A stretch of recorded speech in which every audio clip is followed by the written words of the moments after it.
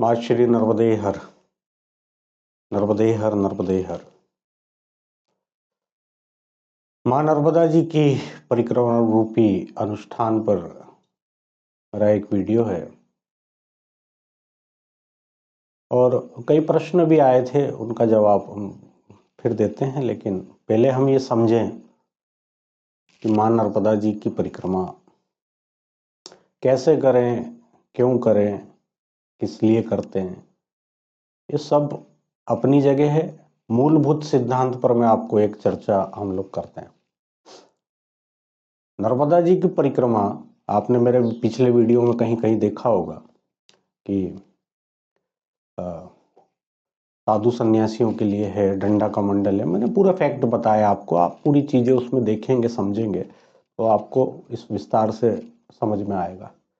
अब नर्मदा जी की परिक्रमा में मूलभूत रूप से सब तैयारियां करके आते हैं। मैं कहता हूं दो चीज छोड़ करके आइए। पहला, सांसारिक विचार। पहला आपको छोड़ना पड़ेगा संसार, दूसरा आपको छोड़ना पड़ेगा शरीर का भान। कहना यह है, संसार और शरीर, इन दोनों को छोड़ने पर ही आप आध्यात्म में आगे जा पाते हैं।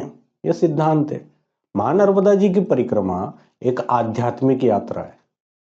आध्यात्म में अपने को उन्नत करने के लिए, अपने आध्यात्म को पुष्ट करने के लिए, आध्यात्म में ऊंचे स्तर पर जाने के लिए आदिकाल से अनादिकाल तक मां नर्मदा जी की परिक्रमा 88,000 ऋषि महात्मा, 33 कोटि देवी देवता, यक्ष गंधर्व किन्नर राक्षस भूत पलित, आदि गुरु शंकराचार्य, अनेक साधु संत पांडव आज भी चल रहे हैं।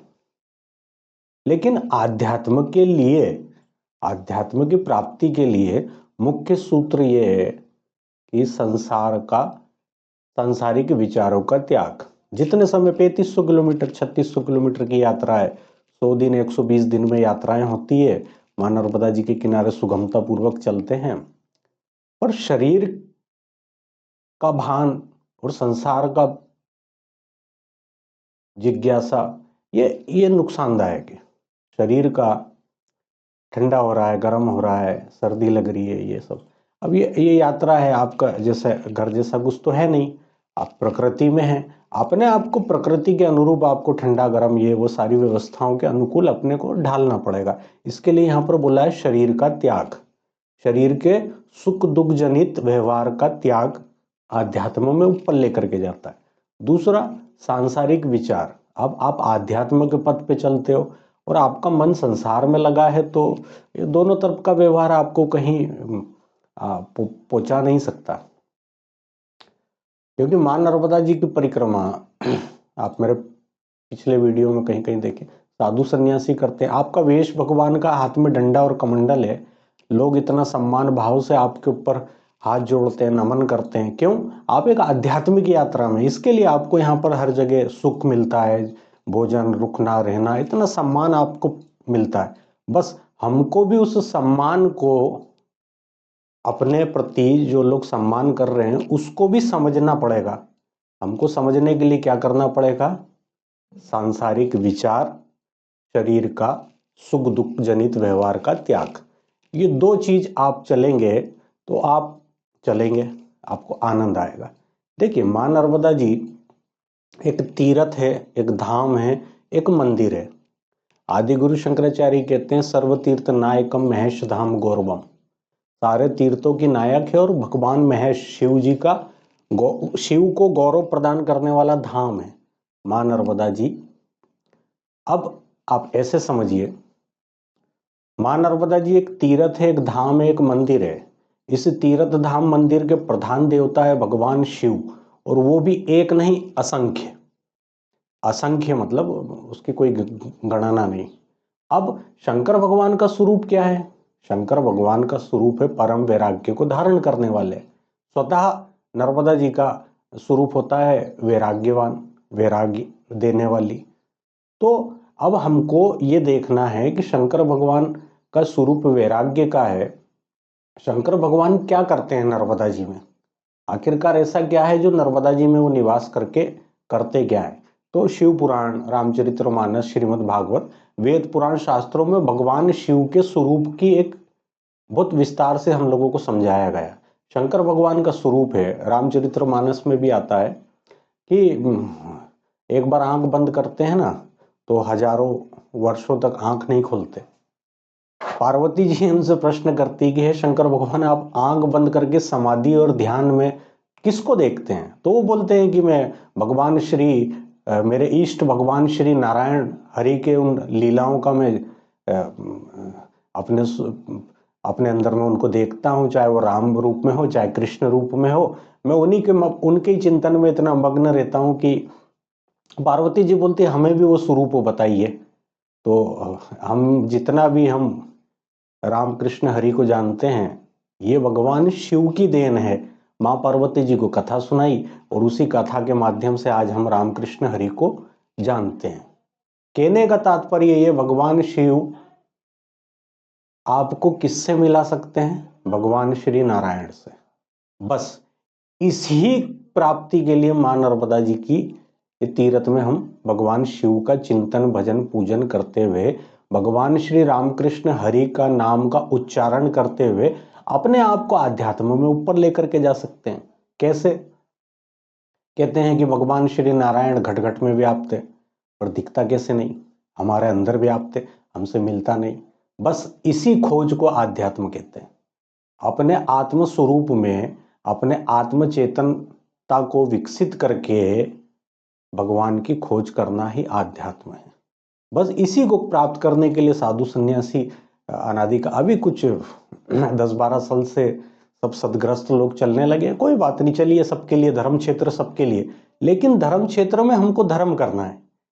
जिसका जैसे कोई ट्रेवलिंग वाला नहीं है, कोई आपका कोई ऐसी कोई यात्रा नहीं है ये कि चलो घूमना है, ऐसा ऐसा ऐसे ऐसा नहीं है। आध्यात्म के बिना, अब जैसे कई लोग अनुभव में आते हैं कि बोलते हैं, कई मैं देखता हूँ कि मुझे ऐसा हुआ वैसा हुआ, नर्मदा जी का, अश्वत्थामा का, अमुक अमुक सारी चीजें, ठीक है, हो भी सकता है उनको दिखाओ, लेकिन आध्यात्म इस चीज को स्वीकार नहीं करता। क्यों नहीं करता? अगर आपका आत्म चेतनता के द्वारा आपको दिखा भी है तो आप अपने अंदर पचा के रखिए, अपने अंदर रखिए, तो आपके काम देगा, आप सार्वजनिक कर देंगे। कई बोलते हैं हमको हमारे गुरु ने बोला कि बोलिए, तो आप सिर्फ गुरु से ही बोलिए ना, संसार में क्यों बोल रहे हो? आप गुरु जी को बताएं। कोई बोलता है हमारे माता पिता, आप उन्हीं तक रखिए ना। ये सब फैलाना, फिर भी फैलाइए, आप स्वतंत्र हैं, लेकिन कहीं आप देखिए उसके द्वारा आप किसी दूसरे को भ्रम में तो नहीं डाल रहे हैं नर्मदा परिक्रमा के स्वरूप पर। ये याद रखिए। मां नर्मदा जी की परिक्रमा एक आध्यात्म यात्रा है। इसको प्राप्त करना, आध्यात्म पे चलना, इसके लिए नंगे पांव चलते थे, त्याग तपस्या से चलते थे, आकाशवृत्ति से मार्ग से चलते थे, भिक्षावृत्ति करते थे। आज तो आपको भिक्षावृत्ति करने की आवश्यकता क्या है? सब जगह सब मिल रहा है। लेकिन आपको ये ध्यान रखना पड़ेगा, किन्हीं लोगों ने आपको ये दिया, सेवा करी, भोजन राशन पानी इत्यादि इत्यादि के द्वारा। आप अपने अंदर देखिए, मात्र सिर्फ चल लेने से, बिगर भजन साधन करे, तो सिर्फ वीडियो फोटो उतारते उतारते चल लेने से, बिगर भगवान का चिंतन करे, आप इन सारी चीजों को स्वीकार करते हैं, तो आप स्वयं देखिए कि आप लाभ की स्थिति में या हानि की स्थिति में। उस व्यक्ति ने तो श्रद्धावान होकर के क्यों कहेगा आप आध्यात्म यात्रा में? हम नर्मदा खंड के निवासी तो आपको आध्यात्म की यात्री बोलते हैं। आप आध्यात्म, अपने आप को ऊपर उठाने, आपकी सेवा के द्वारा हम लोगों को पुण्य मिलता है। लेकिन आप लोगों के पास में भजन रूपी पुण्य है, होगा तो हमको मिलेगा, नहीं मिलेगा तो हम तो हमारी ड्यूटी कर रहे हैं। कोई भी आएगा, अतिथि देवो भव, आइए, लेकिन आपको भी इस जिम्मेदारी को निभाना पड़ेगा। इन्हीं विषयों पर मेरा प्रवचन होते हैं, इन्हीं विषयों पर मैं बोलता हूं। मैं सब लोग आए नर्मदा खंड में, नर्मदा मैया सबकी है, लेकिन आध्यात्म के लिए, अन्यथा और किसी चीज के मतलब वो, अच्छा, कई लोग हर साल आते हैं, कई प्रश्न आता महाराज जी, हर साल आना है, फिर आएंगे। हम बोलते भैया थोड़ा आपके पास इतना ही समय है 2-3 महीने का, तो कहीं किसी आश्रम में रुको ना, काहे को परिक्रमा लगाते हो? रुको कहीं 2-4-5 जगह, एक महीना रुको, सेवा करो, उससे लाभ है। हर साल चल करके आप तो ऋण अपने ऊपर लेकर के जाओगे। आध्यात्म करा नहीं, लोगों की शारीरिक सेवाएं ली, उसका ऋण। तीसरा, इतने लोगों ने आपको दान दिया, भोजन इत्यादि इत्यादि दिया, वो ऋण चढ़ा हुआ है, फिर नया और ले लो, वो भी चढ़ जाए, फिर तीसरी परिक्रमा में। नहीं भाई, ऐसे नहीं, चुकाना पड़ेगा। आप सांसारिक व्यवहार में हैं, सांसारिक है, आपके पास इनकम है, आप चुकाइए सब चीजें। ऐसा नहीं है कि बस चल रहे हैं, चलो यहाँ पर हम आपको आस्था के द्वारा, व्यवहार के द्वारा सब कुछ दे रहे हैं, क्योंकि आप एक आध्यात्मिक यात्री हैं। आप अपनी उन्नति में ऊपर जा रहे हैं, भगवान के धाम जाने की व्यवस्था के लिए। उसके मार्ग पर हम जैसे लोग हैं, आप लोगों की सेवा कर रहे हैं, और ये अनादिकाल से चल रही है। लोगों को तो अभी अभी कुछ कुछ सालों से मालूम चला कि नर्मदा जी कुछ है। तो विषय ज्यादा नहीं खींचते, आप खुद समझदार हैं। ऐसे ही प्रश्न आप मुझसे कर सकते हैं। मेरे चैनल पे और भी मेरे वीडियो हैं नर्मदा परिक्रमा के ऊपर, विस्तार से मैं सब जगह जा जा करके निःशुल्क प्रवचन भी करता हूँ। मेरा उद्देश्य किसी को भ्रमित नहीं करना है, ना किसी को छोटा बड़ा करना है। सत्य सत्य होता है। एक अंग्रेजी की कहावत आप समझिएगा, उसको अंग्रेजी पे है लेकिन मैं उसको हिंदी में बोलता हूँ।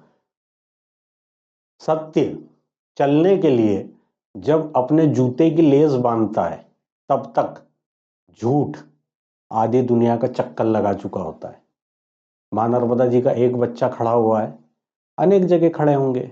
हमारी इन बातों को फैलाएं कि आध्यात्मिक यात्रा है जिसको हम एक अलग दिशा में लेकर के जा रहे हैं, जो कि निषेध है। इतने लोगों की आस्थाओं के साथ में जो आपकी सेवा कर रहे हैं, अपने अंदर टटोलिए, क्या हम ये सेवा के लेने के योग्य हैं?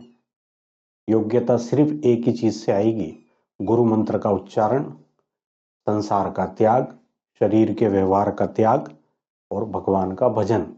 इन सारे व्यवहार से आप चलते हैं तो आपको ये सारी सुविधाओं का किसी भी प्रकार का ऋण नहीं चढ़ेगा। नहीं तो ऋण लेते रहो। यहाँ कोई वो बात तो है नहीं, हम लोग तो देने के लिए हैं। करोड़ों आ जाओ परिक्रमावासी, नर्मदा खंड में किसी चीज की कोई कमी नहीं। माँ नर्मदा जी साक्षात अन्नपूर्णा, लक्ष्मी और सरस्वती है, तो यहाँ कोई कमी नहीं। अपने आपके अंदर जो कमियां हैं उनको दूर करें।